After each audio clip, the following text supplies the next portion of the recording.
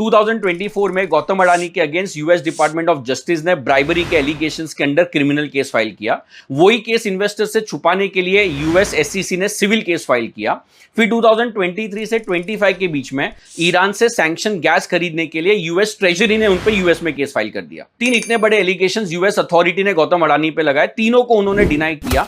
But फिर मई 25 में उन्होंने ये सारे केस पैसे देके सेटल क्यों किए, लेट अस फाइंड आउट। सबसे पहले तो इंडियन कंपनी का केस यूएस में क्यों चल रहा है। सो अडानी ग्रीन ने यूएस के इन्वेस्टर से 175 मिलियन बॉन्ड के थ्रू रेस किया था।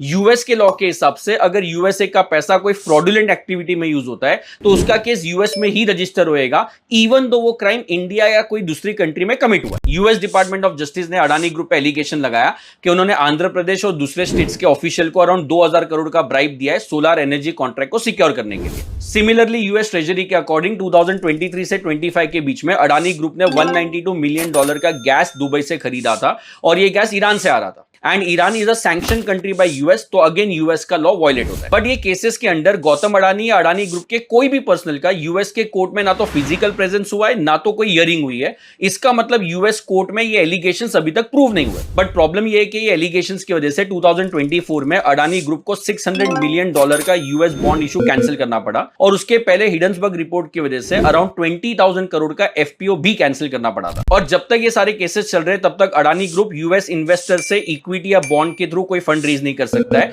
मतलब उनकी यूएसए की फंडिंग पाइपलाइन रुक गई है और इसीलिए अडानी ग्रुप ने कोर्ट में केस को ड्रैग करने के बदले केस को सेटल करने का डिसाइड किया। सेटलमेंट के लिए उन्होंने यूएस ट्रेजरी को $275 मिलियन पे किया, एसईसी को $18 मिलियन पे किया और न्यूयॉर्क टाइम के हिसाब से डिपार्टमेंट ऑफ जस्टिस के केस को सेटल करने के लिए उन्होंने ट्रंप के पर्सनल लॉयर को हायर किया और $10 बिलियन के इन्वेस्टमेंट का प्रॉमिस किया। सो बेसिकली बिना कोई गिल्ट एडमिट किए $293 मिलियन और इन्वेस्टमेंट के प्रॉमिस के अगेंस्ट यूएस ने अडानी ग्रुप के अगेंस्ट तीनों केस ड्रॉप कर दिए और अडानी ग्रुप के लिए यूएसए से इन्वेस्टमेंट रेस करना वापस से पॉसिबल हो गया।